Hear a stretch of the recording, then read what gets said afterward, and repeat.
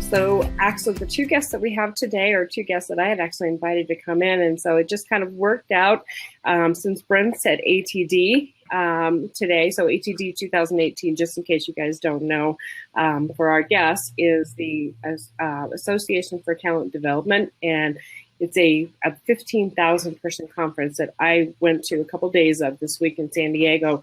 So it's an incredible opportunity to network with some people in the field. But let me tell you about us. So, because we are, like, in my mindset, the best opportunity to network with people in our field. We're TLD Cast and we are TLD Chat. So we call ourselves TLDC. So TLD Cast, TLD Chat. We also have a community. We had a conference in January down in Phoenix that was really awesome. A couple of days of spending time together, learning from peers. We had amazing guests. So, you know, if you don't know what we are, please come back again after we talked it. At least we hope you'll come back and kind of get immersed in this community, especially with what you guys do, because we are mostly a community of professional learning and developer types of people. We have a sales enablement trainer out there who has a wonderful podcast. We've got some folks from the UK. I see Marco's on. We're a worldwide presence, and we are just growing like crazy. We're very grassroots. We are very, community oriented, and we really enjoy getting to know each other virtually and in person. So let me tell you what some of our links are real quick. So, we are tldc.us, and that's our main page. We have our membership page. If anybody's thinking about joining us professionally, that's our membership. We have a Slack channel, which our Slack and our Cast Every Day are free. Slack is a great place to go and meet people to talk about issues that you're having at work. We have a podcast, and just so you guys are familiar with the interface right now, we have questions down in the Q&A below, and I posted a couple here. And my guests are spot on. They have given me questions. They actually gave me bios. They were really very organized. And I also put a poll in there. So I'm curious about how many people use professional voiceover talent. So if you guys want to go in and vote in that poll, that would be awesome. So let me get started here, and I'll introduce our guests. So I have Tom Dheere, and the H is silent, right? Did I say that right? Right, the H is silent, but I'm not. Okay, awesome, perfect. So Tom is a professional voiceover actor in the e-learning space, which is like super awesome for us. So, and I'll tell you how I met these two guys. I got into a webinar called Talk Time, and it was probably one of the most valuable things that I've done in a while in terms of really understanding how voiceover works professionally, and specifically how it works for us in e-learning. I actually learned a couple of techniques in terms of how you use your voice cadence to ask questions, things that just never occurred to me before. And so I really wanted to bring them on and have them talk to you. And I also have with us James Romick, and he is a professional voice actor. You probably heard his voice before. On commercials, voiceover talent for like a number of brands. I actually jumped onto his voice website, and his voice is amazing. So it's just really fun to listen to. And I just did my first video game last week. It was weird. Your first video? Oh, these guys will be all over that. I signed a non-disclosure agreement, so I'm not allowed to tell you that. Ah, darn. Okay. So John, I just saw your question. Yes, you are right. That was through Edge Studio. Yeah. So how did you know that? Cool. So I'll go ahead and let you guys start. I'll basically, if you need to bounce ideas off of each other, that's cool. Tom, do you want to start? And so just let me give you a preface real quick. We normally have people tell their origin story. The question is, how did you get here? How did you get to doing this in your life? So okay. I'll let you start. Okay, well, thank you very much for having me. I'm very excited to be a part of this chat. I decided I wanted to be a voice talent in 1994. I am a classically trained actor here in New York City, and I had just dropped out of graduate school, and I was living back in New Jersey at the time with my mom. I was much younger than I am now, and she was reading New Jersey Monthly magazine. And in the back, there's these ads and classifieds, and she's looking through them, and she said, "What's voiceover?" And I'm like, I don't know, you talk for money, which turns out it's exactly what it is. So she said, there's a coach in the area. You should check it out. So I worked with this coach for 6 months, and then I cut my commercial demo at a recording studio nearby, and that was 95, and I got my first voiceover in 96, which was a public service announcement for herpes awareness, of all things. And then in 97, I got my first e-learning gig. So I've been doing e-learning for over 20 years now. Wow. Okay. Yeah. So in 97, we were doing CDs. Yep. CD-ROM deliveries. Okay. Yep. A lot of PPT, pencil and paper and pencil tests. Yep. Wow. I bet a lot's changed since then. Actually, I mean, the technology certainly changed. Oh, everything has changed since then. Absolutely. The advent of the internet has lowered the barrier of entry from a technological level, and and in a geographic level, because you had to be in the major LA, Chicago, New York areas to be like an effective, like, full-time voice talent. Now anybody anywhere in the world can do it. Okay. So do you find that makes it more difficult to get work? I truly believe that there is no competition in the voiceover industry. I really don't. But the barrier for entry has lowered dramatically. So I like to say that nobody thinks that they can pick up a violin and start playing at a concert level, but every yutz with a deep voice and a USB microphone thinks that they can do what we do for a living without training. So there are a massive amount of skills and skill sets and acumen and self-discipline. You can't be a starving artist employee anymore. You have to actually think and function like a business. And with the advent of technology, there is all these different tiers and genres and subgenres of voiceover work and platforms to get voiceover work. It's not just you get your demo, hope you get discovered by an agent, and you're off to the races. E-learning as we all know, is a multi-billion-dollar industry, and there are thousands of e-learning projects that are being produced every single day. So it's not more. I think it's a lot harder to get started, even though the technology is there, to be able to be a full-time effective voice talent. I mean, I've been doing it for 20 years, so I have all these clients that I've been working with for such a long period of time.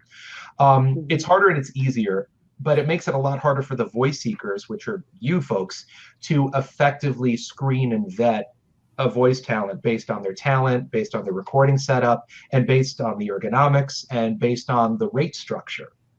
So so it's a lot more challenging in ways that a lot of people don't think about. Well, and it's interesting because I think probably everybody out in the chat can probably attest to this. They've been part of a rapid delivery project where the boss says, "Oh, could you just voice this over?" You know, I mean, talk about striking fear in the hearts of most of us. Yeah. So I have worked in radio, just by default, because my PD didn't show up in the morning. I had to get on air. So I'm actually pretty comfortable doing that, but it doesn't mean that I'm good at it. And, I worked on projects before where I did the scratch tracks and I don't know if anybody knows what that is, but you essentially voice over the script ahead of time so that you're able to, figure out what time that takes in your e-learning, like what that amount of time and space is. And you produce those. The voice track scratch track. Claudia actually just corrected me on that. Right. The scratch track actually gives the voiceover artist an idea of what it should take time-wise in the early e-learning sequences. So I've done that, and but I'm not a voiceover artist. Maybe I will decide to get training and become one someday. But that's not what I do. And it's just amazing to me, having worked some major projects, the difference that can be felt in an e-learning project when you bring on a professional voiceover actor. I mean, it's night and day. Absolutely. So, I mean, never ask an encyclopedia salesman if they should buy an encyclopedia, but I will obviously always, espouse the virtues or extol the virtues of using a professional voice talent in any of your e-learning projects. And it's not just because I want the work, it's because it will increase the value of the projects that you're producing. I mean, your listeners, test takers, employees, students, teachers, most of them probably not professionally trained voice talents or producers and stuff, but they can hear the difference between a pro and an amateur. And it will have a massive impact on how they take in and process the information that we're trying to communicate to them. So So a pro makes a difference in every industry. It really does. So I'm just really glad for people that do what you guys do. And that's why I decided to have you guys on today, is to talk a little bit about that. So you mentioned that there's changes in the industry. And there's a couple of things I wanted to ask you about specifically. What does it take to be really successful as a voiceover artist? If anybody out there is thinking about doing this, like now, and I know that you do VO strategy, which I assume is kind of like marketing. I do also, in addition to being a full-time voice talent, I do what's called the VO strategist. So I do voiceover business and marketing consultant. Oh, okay. Cool. For voice talents of all levels. Basically, I help teach them the boring grown-up stuff that they don't want to do, or the stuff they didn't know they need to do to be a successful voice talent in the 21st century, like how to build a business plan, how to invoice, how to file your taxes, how to do cost flow, workflow management, time management, cost benefit analysis, all those things that they thought they would escape from in their 9-to-5 jobs to come over here. But it's just as important to do it here, and more important because you're no longer an employee, you're now actually a business.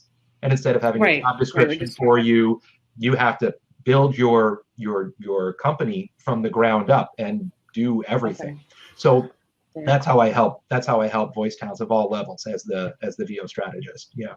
Okay, well, it's so funny. I saw James says Tom will let me talk soon. No, I love it. Because he's so knowledgeable about this. Compared to him, I'm a relative baby in the industry. I've only been doing this for a little over 4 years, I think.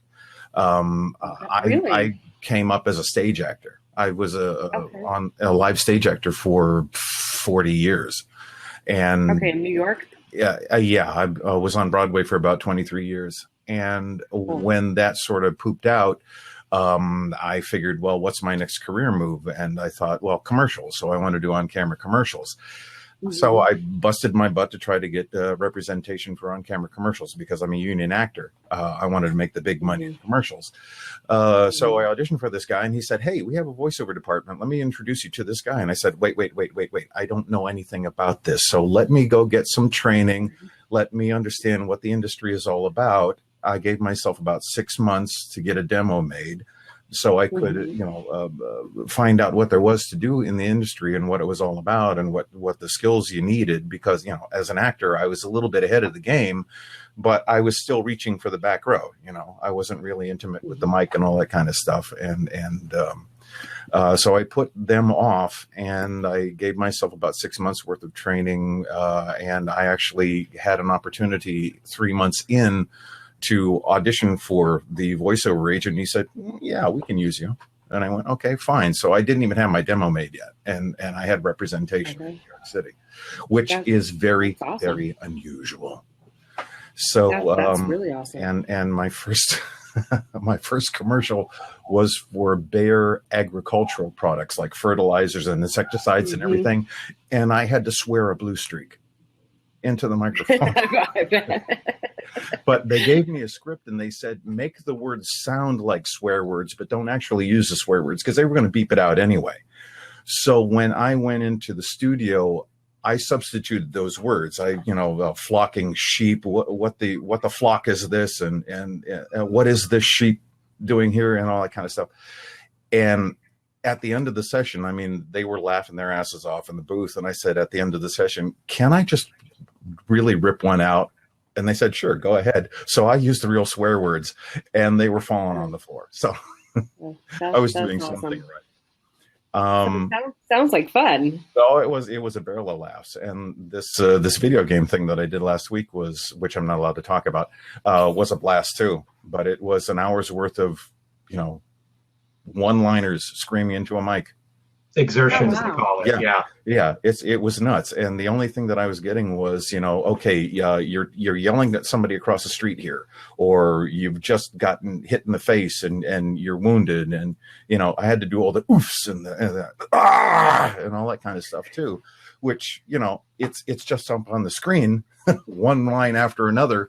And the director's just shouting on my ear, okay, this is the next thing. This is the next thing. This is the next thing, with no context whatsoever. And it's just nuts. You have to come up with that stuff.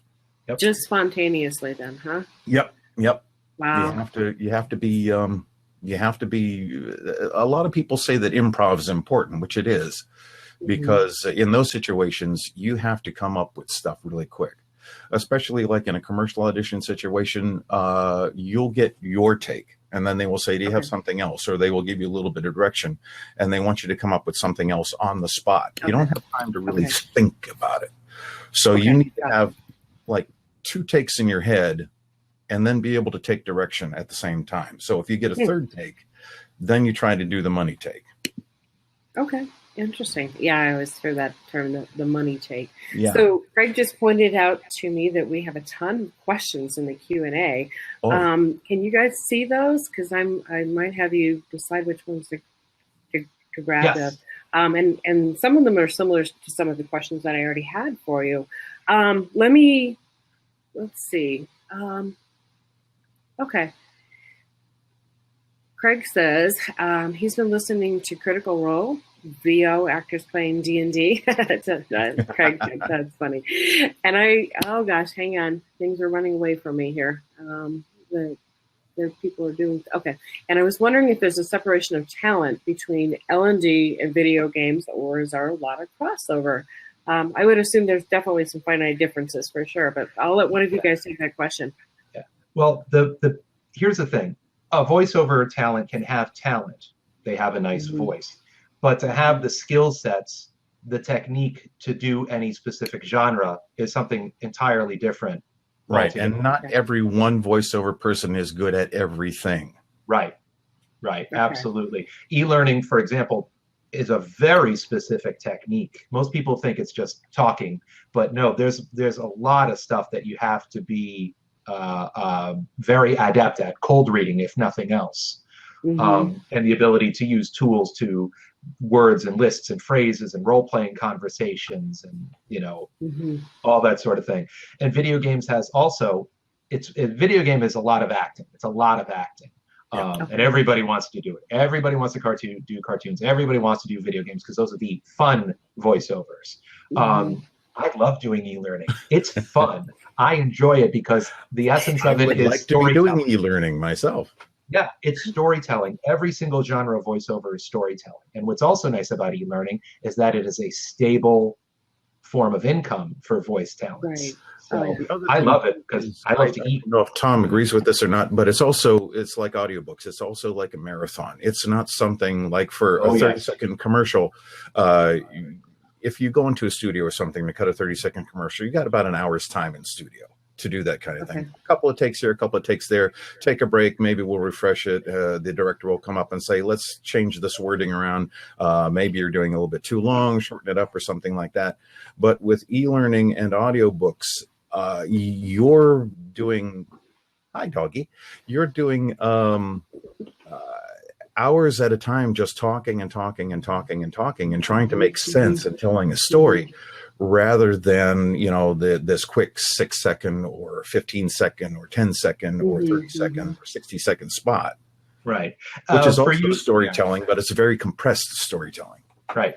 For you e-learning developers and test makers in the audience, when you get a chance, grab a flashlight and grab your favorite book, go in your closet, sit there for an hour, talk for the whole hour, and try to make as few mistakes as possible and make it interesting. Oh, yeah. So that gives you an idea of like what it's like. Yeah, there's a very famous audiobook narrator does a lot of nonfiction, mostly nonfiction, who says that if you want to do audiobooks or if you want to do e-learning, do exactly what Tom said and do it, day after day after day. Read something for an hour.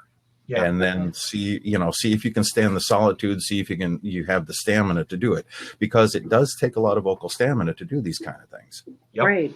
I'm a trained singer. I'm a trained operatic singer. So I breathe differently than what I call normal people. I breathe very diaphragmatically, very deep from my diaphragm rather than high from my shoulders, which puts pressure on your neck muscles, which puts pressure on your larynx, which puts pressure on your vocal cords, and then you start sounding like this after a while because you can't keep it up. Right. And you have to learn how to breathe properly too. That's exactly. a big part of it. Well, yeah. It's like I said, I don't breathe like normal people breathe. Interesting. So, and that actually brings to mind a question. If you do an audiobook, you get like segments? Do you record it in segments? Would you record, say, a chapter at a time? I mean, I'm just really curious about this. Or even in an e-learning chapter, would you break it up? For me, when it comes to e-learning, I usually try to record in 15, no more than 20-minute increments. And then if I'm editing at home, I'll go in the booth, I'll record 15, 20 minutes. And then while I'm resting my voice, I'll edit what I just recorded. I finish that, splice it, do whatever I need to do. And by the time I'm done with that, I'm ready to go back in the booth and do another 15 to 20 minutes or so. If I'm doing an audiobook, usually I'm recording like a half hour at a time, take like a few, maybe 30 seconds to have a drink, check my email, and then I'll do another 30 minutes and then, rinse and repeat. So that's usually my ergonomics for e-learning and audiobooks. Yeah, if I'm doing audiobooks, which is basically what I'm doing now mostly, I try to find a logical stopping point rather than giving myself time limitations, because I can stay in there for 2-3 hours at a time. I have that stamina to do that. Not a lot of people do. I take my little Perrier and I go in there and I drink while I'm doing it, which is a weird thing because I had it setting close to my microphone one time and I was getting sympathetic vibrations from my water, which was making the microphone ring. And I couldn't figure out why it was ringing. And I put the bottle over here and it stopped ringing. And I said, oh, it's like that thing in Jurassic Park where you see the dinosaur coming and the water is pooling, making the little ripples. It's exactly what was happening with the water. It was creating sympathetic vibration and messing up my microphone. Yeah. Very interesting. The bubbles in the water, probably. Yeah. But the other thing too is, I don't know how Tom works with this, but I also do a thing called punch and roll, which is I correct my mistakes right away rather than trying to correct my mistakes later, listening back to it. So I do that too with audiobooks. Yeah, it's much easier to do those things on the front end than the back end, because you're still in the moment. You're still going. A lot of people don't believe this, but or they don't choose to believe this, but it's true. And I have heard this from engineers. I have heard this from booth directors and things like that, that the punch and roll method is the way to go. A lot of people use this dog clicker method. And when they make mistakes, they'll do a dog clicker, which means that in the waveform, as you look at in your DAW, you'll see a little spike. But the more you make a mistake and the more you do that clicker thing and the more exasperated you start to sound. You may not realize it, but the listener will be able to tell. You get a little bit frustrated the more times you make the same mistake. What I do when I start doing that is stop, open the door, take a breath, and come back to it. But I will still do that punch and roll thing where I will correct a mistake as I go rather than trying to do it later while editing, because I may not have the same vocal energy. I may not have the same vocal quality. I may not have the same loudness or settings with my software and that kind of stuff. So it's easier to have it seamless at the beginning than try to correct it on the back end. Okay. I do use the dog clicker, but for short form narration, for commercials, explainer videos, things like that, and it works fine for that. Yeah, if it's only like a 30-second spot or a 60-second spot, you're going to be able to make those things snap right away, rather than go back and say, oh, I missed this, and 20 minutes later down the road you're going, and then you have to go back and do it. Right. So I see a couple questions in here. So, and they're somewhat related. John Kissinger is asking, do you punch and roll for audiobooks only or at all times? And then Sam Rogers is asking, so again, and for James, so you're not putting any audio spike to pre-mark your edits, or are you? No. So I did that originally because that was a method that somebody suggested to me, and I was using some fairly unsophisticated software. The thing that people don't realize too is that software only understands ones and zeros. There's no one software that's any better than any other software. There are things that are as you get used to them in the interface that you use, will, depending on the way you work, will be more beneficial to you than others. I know Tom is Pro Tools user? Adobe Audition, actually. Adobe Audition. I'm a Reaper guy, so we're using fairly sophisticated programs that were created for music production, but we're using them for voiceover. Yep. And both of these programs can be trimmed down to use only for voiceover. So you can strip away all the MIDI stuff, you can strip away all the stuff that you don't need for music production, and just use it for voiceover. And there are a limited amount of processing effects that you actually need. Some people don't need much of anything at all. So you're not dealing with reverb, you're not dealing with delays and wah-wah pedals and all that kind of stuff. You're just dealing with a voice, and you want it to sound like you. You don't want to overprocess something that doesn't sound like you would normally sound over, talking into somebody's ear about this far away. What was the other question? Oh, the dog clicker thing. Yeah. I found on the first book that I did, which was 16 hours long, and I don't recommend that for anybody doing their first book. Yeah, no, because I had no idea what I was doing. I sort of use that method, but the problem that I have, being the ultra perfectionist that I am, is that I would say, oh, I like the first way that I said that in the first cut, and then I liked the second part of that sentence, and then I liked, the middle section of the third take, and blah, blah. So I was driving myself crazy trying to smash all those things together. And a mutual friend of ours that Tom knows was telling me, you're working too hard. And I was working too hard, because it took me the better part of 6 months to do that book. Like I said, I didn't know anything about it. Oh, boy. Okay. And it was it was the 21st century version of Darwin's On the Origin of Species. Oh, geez. Which was even worse, because if I had to say each species one more time, I was going to scream. Ooh, each species. Ooh. Each species, yeah. So, and the author tried to take all the flowery Victorian language out, because Darwin wrote things that were a paragraph long, was one sentence, and this guy tried to condense it, but he really wasn't able to. So when I was going through the script, I actually had to mark places to breathe. Oh, wow. Because I would get going, and then I would be like, oh, the sentence isn't over yet. Yeah. So I had to actually mark places to remind me to take a breath. Very cool. So speaking of taking a breath, Greg just reminded me we're at halftime. Wow. So I forgot to tell you guys at the beginning, there's a share button at the top. So, we've still got more time to go. So if you want to go ahead and share out to your social media networks, do so. Let people know that we are talking about professional voiceover today. And this is a lot of fun. This is a blast.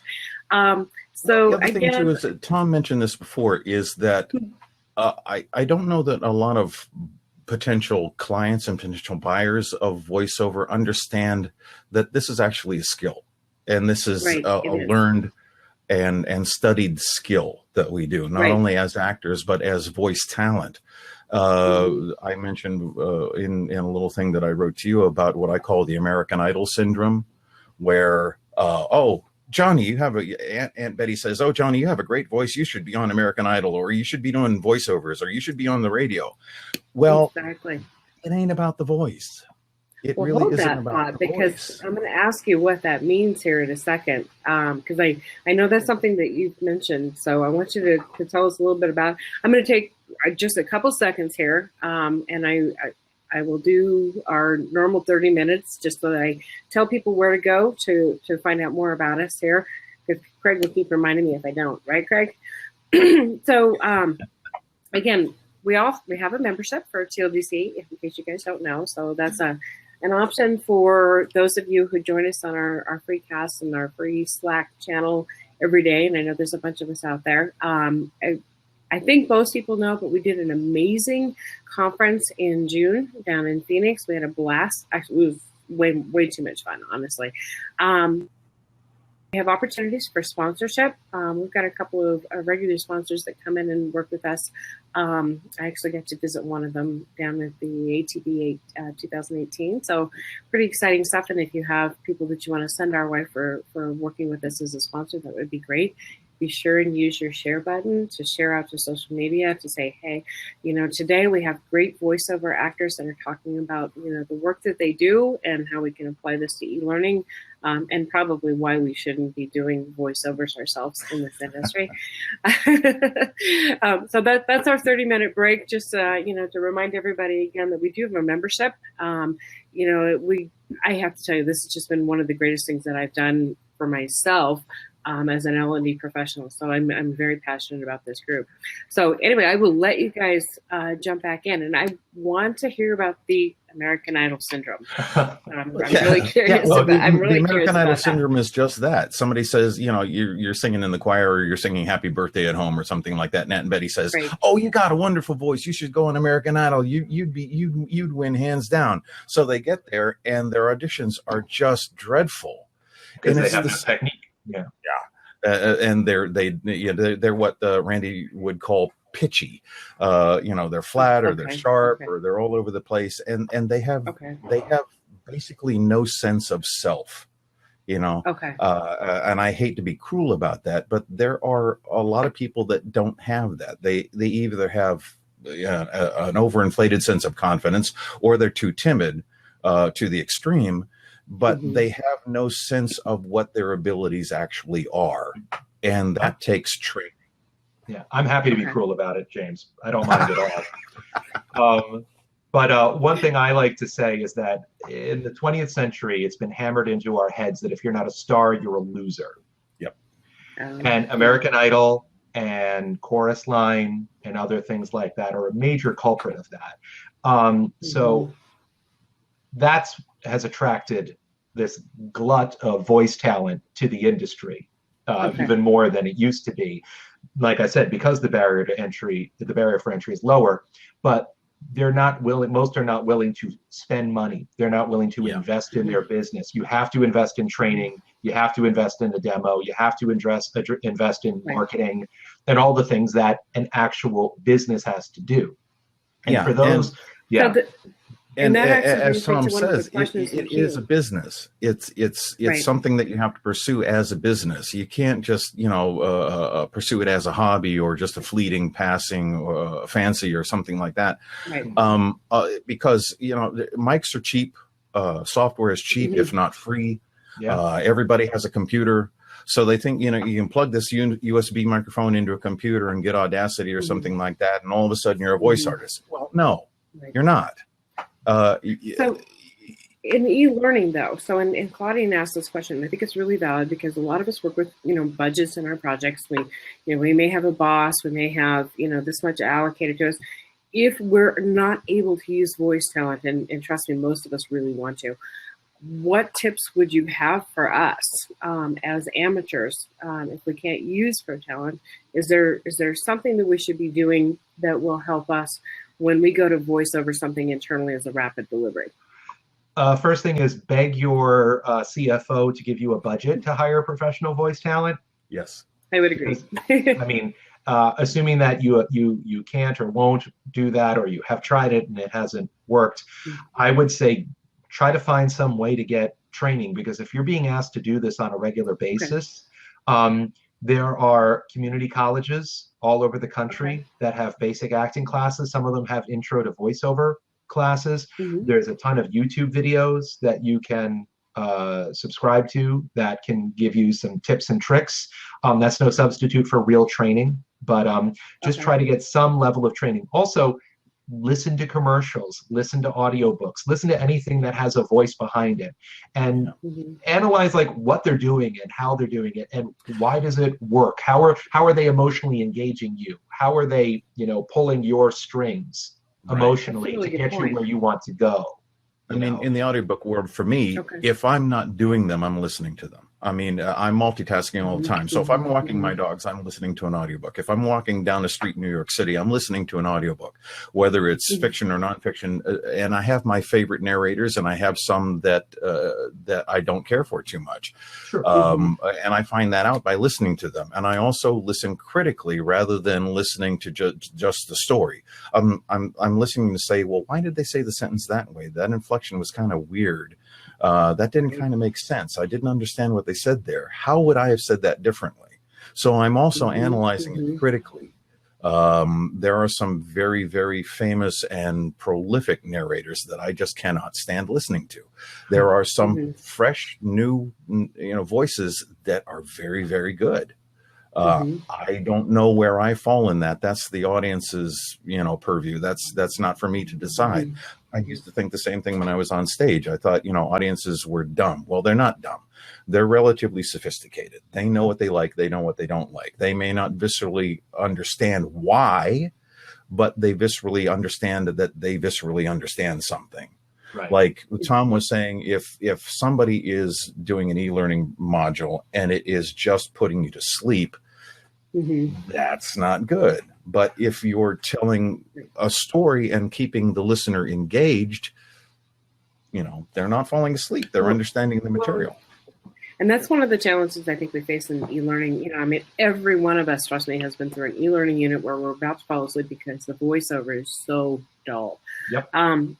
So is that part of the value then? Oh, yes. Making sure that we're budgeting. That's engaging the learner. That's a huge part of the journey. That's a huge part of the problem on that, because amateur voice talents, amateur e-learning narrators, or people who are working in the office don't understand that you're telling a story. Every story has a beginning, middle, and end. Mm-hmm. And specifically with e-learning narration, you are guiding people on a journey. And you need to make that as interesting as possible. And it's not just by going up or going down. It's being truly engaged and at least sounding like an expert in the content, because I don't know much about anything except for how to make myself sound like I know what I'm talking about. You know what I mean? And I think Tom would agree with this too, is that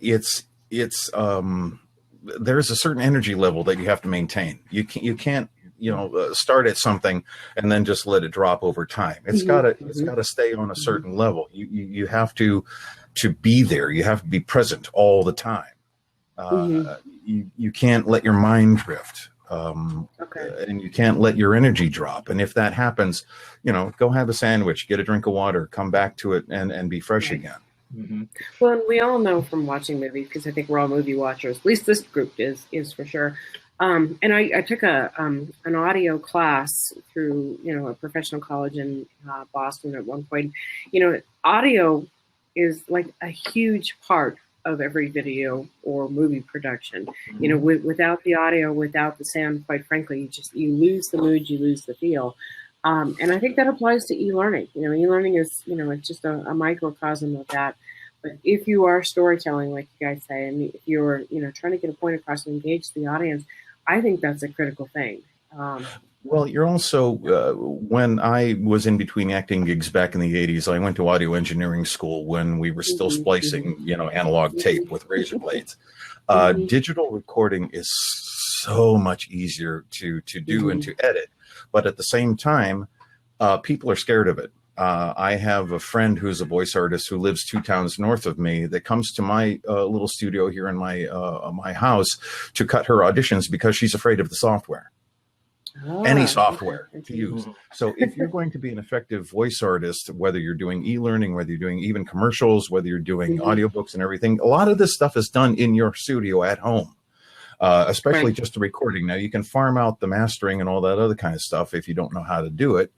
And if you're making enough money to pay somebody to do that for you.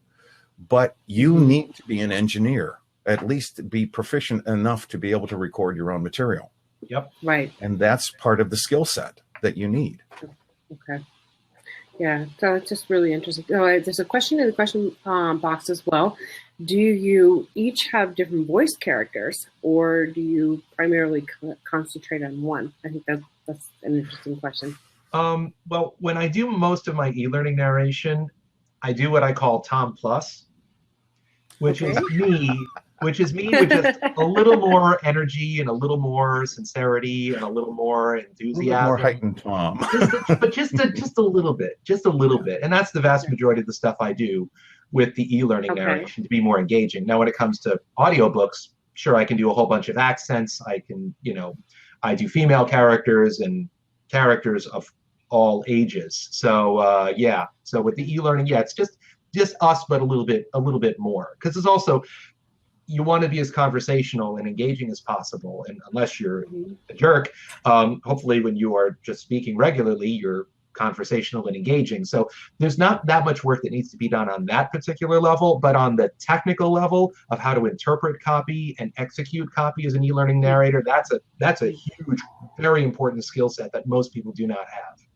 Yeah. Okay. It's the old, you must pay the rent. I can't pay the rent. I'll pay the rent. Spoiled again. You know, that kind of thing. It's not that drastic, but for audiobooks, you have to have a pocket full of voices and characters. Now, there are some narrators, like one very, very famous narrator, doesn't do much, but you can tell by the way he does his pauses or the way he does his dialogue tags who is speaking when and what they're doing. It's an attitude. It's an acting thing. Yes. Yeah. And Rather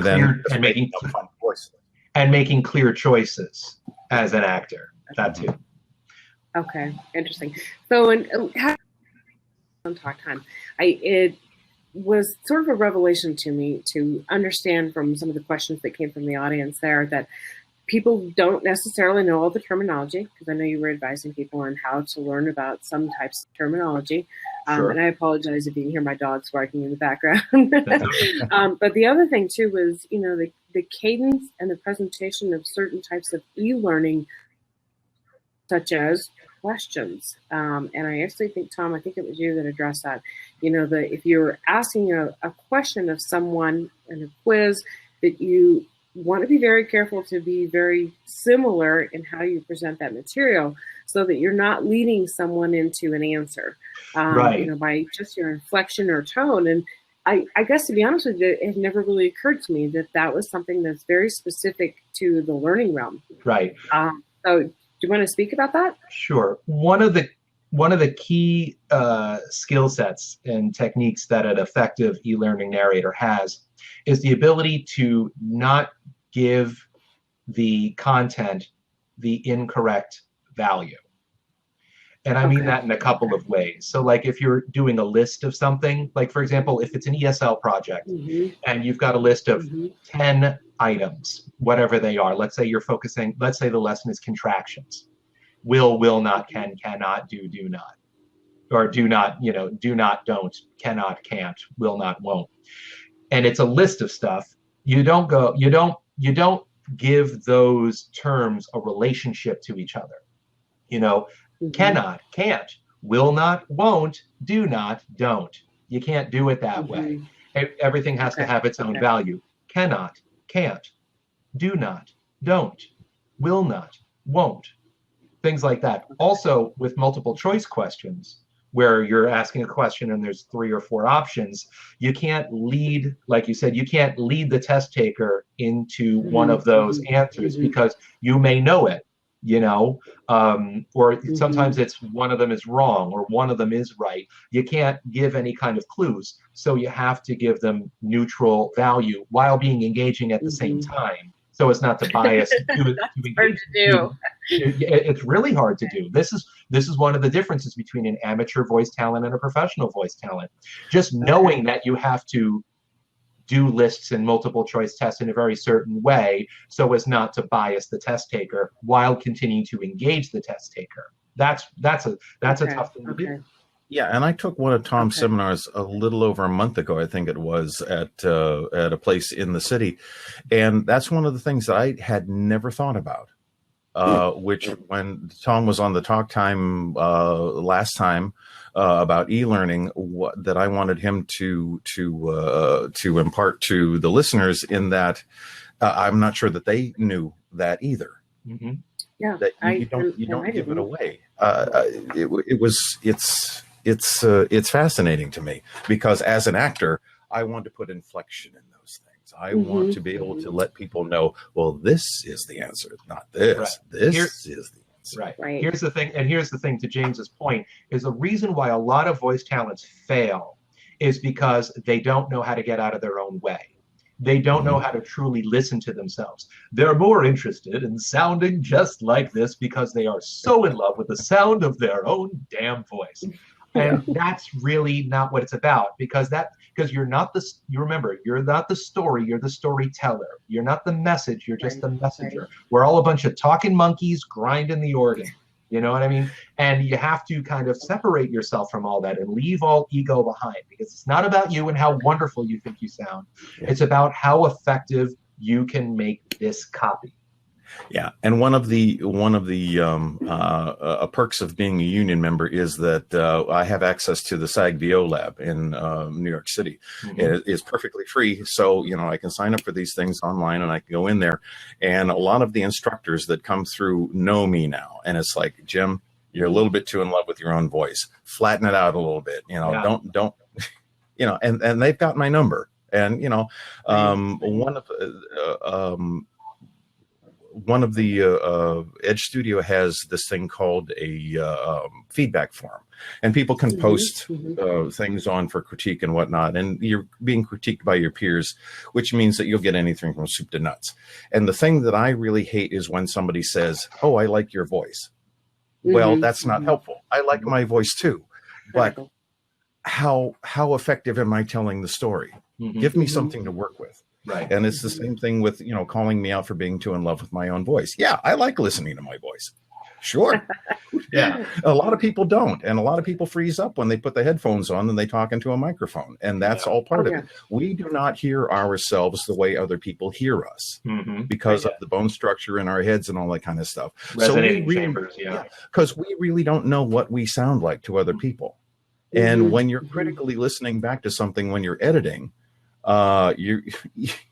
you're listening to yourself the way other people hear you, which is a little bit disconcerting for some people, even if they're doing it live with the headphones on. I like my own voice. I'm comfortable with it. It is what I am. You do get comfortable. Yeah, it's funny because I went through journalism school a zillion years ago. They put you through, being on tape, getting comfortable with what you look like on a videotape, what you sound like. Look like is a whole different story. Yeah, exactly. And I didn't get really comfortable, though, I don't think, with my own voice until probably about a year ago. I did a podcast series for an employer. I'm very comfortable chatting with people, so that's not a problem. But it took me a while to get used to hearing my voice. I was doing everything, soup to nuts, editing. And so, maybe that's something we should all be doing is like you said, go into the closet with the book and practice and record ourselves and get used to what we sound like. That's, valuable feedback just to listen to it, listen back again. But are there other ways that we can go and really start to develop our voice, especially for the types of things that we do, which is, maybe e-learning, might be story-based. Are there some suggestions that you guys have on that? Singing lessons can't hurt. I took my first singing lesson when I was 12 years old. So, and I'm going to be 62 next month. So I've been studying voice nearly all my adult life. Like I said, I breathe differently than people do. It's just second nature to me. It's like using a clutch on in a car rather than having an automatic transmission. It's just second nature to me. And when I hear other people struggling and taking these short breaths and not being able to get through a complete sentence without taking a breath, it's just a technique that I've developed. I can do a complete 30-second commercial on one breath. I take one big deep breath at the beginning, and I can modulate myself all the way through 30 seconds. Cool. I can do that. A lot of people can't. Craig just gave me my 10-minute mark. This hour has gone really fast. So we still have questions that are in the question queue. Actually, I was going to tell you, too, I did an informal poll. Let me just report out the results of that back to you really quickly. This is informational.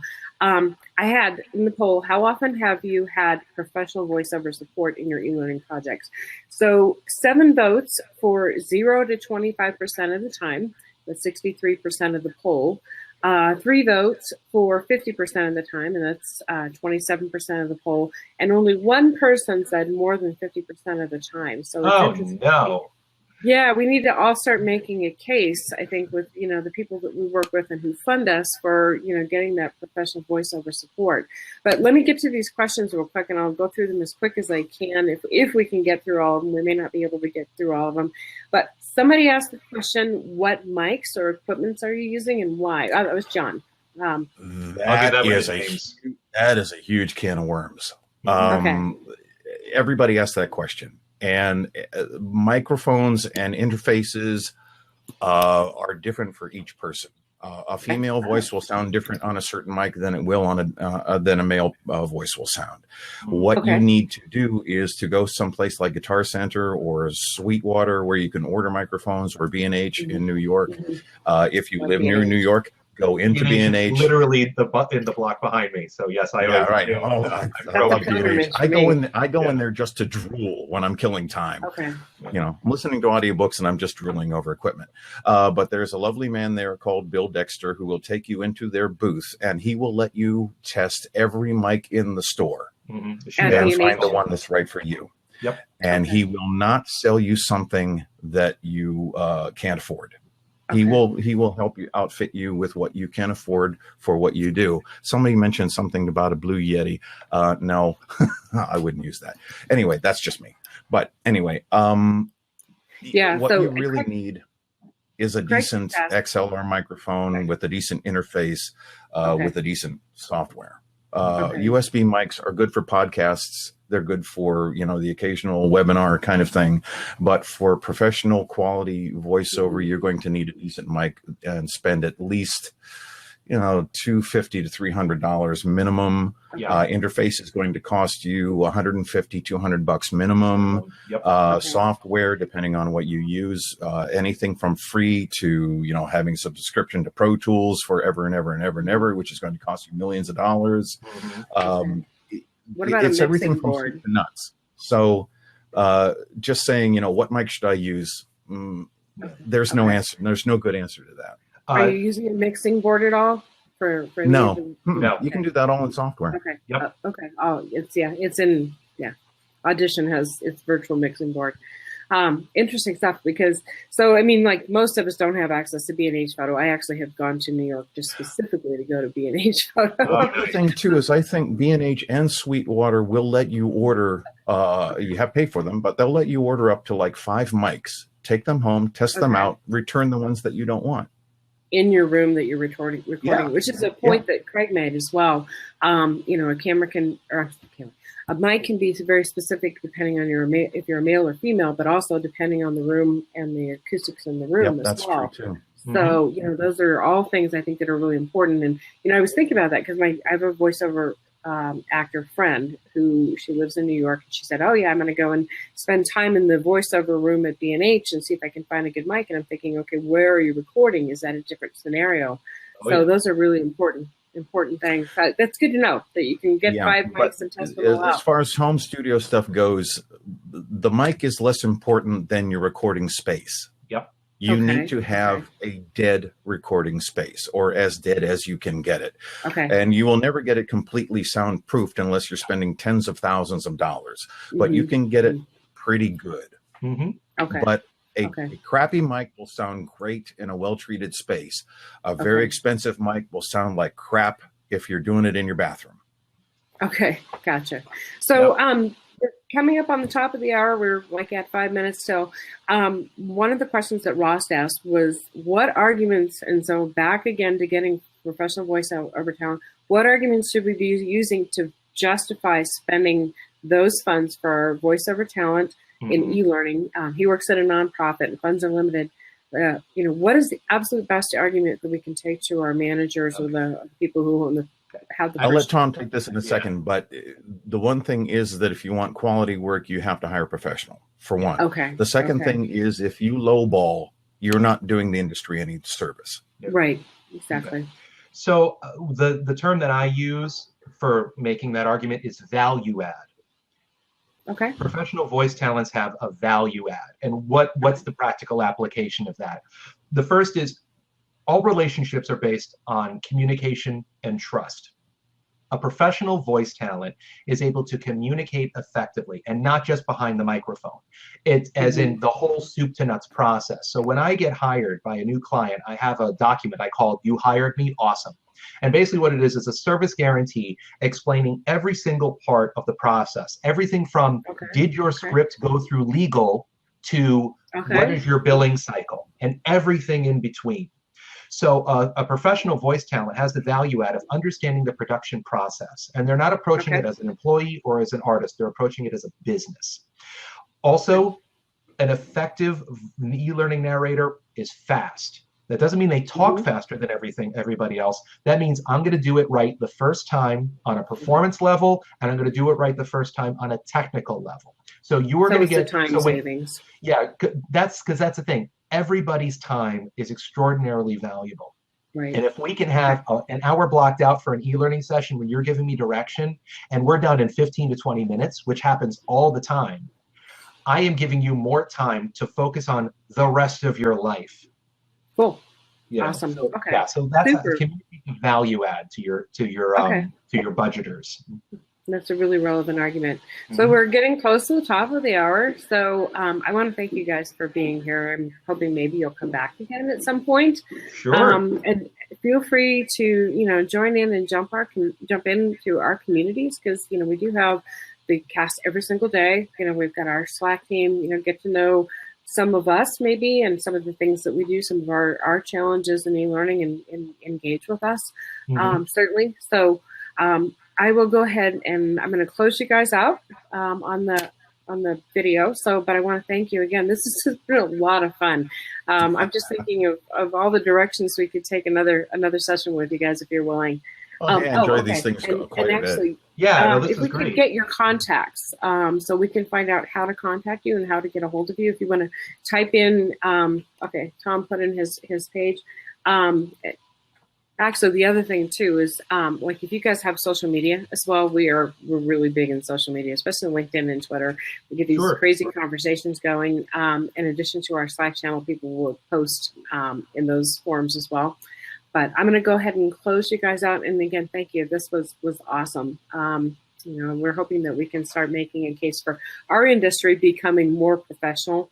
Not that we're not professionals, we all know what we're doing, but really building that case for being extremely professional and engaging for the people that we serve, so that we can help further the learning. Great stuff. So thank you so much. I'll close you guys out, and thanks a lot. Bye. Thanks, guys. This was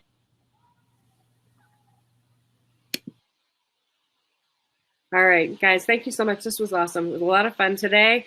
Again, don't forget about our membership. One thing I was going to mention really quick, I've seen some chat in the side there about the meetup in the UK. And so, gosh, if you get a chance to go to that, it sounds like a whole lot of fun in London. And it sounds like it's Joe and Bethany, and I guess Kara's going over. I'm wishing that I could go over. Maybe I should be looking at the airfares, because I love London. But we've got the meetup coming up. So that's on the front page of the tldc.us website. If you want to know more about it, and you can always hit up one of our wonderful facilitators for that and ask more information. But it's been a great day. If you guys have more questions, by the way, for Voiceover, be sure to ask our guests, because they seem very, very passionate about what they do. Anyway, have a great day, all, and take care. Bye-bye.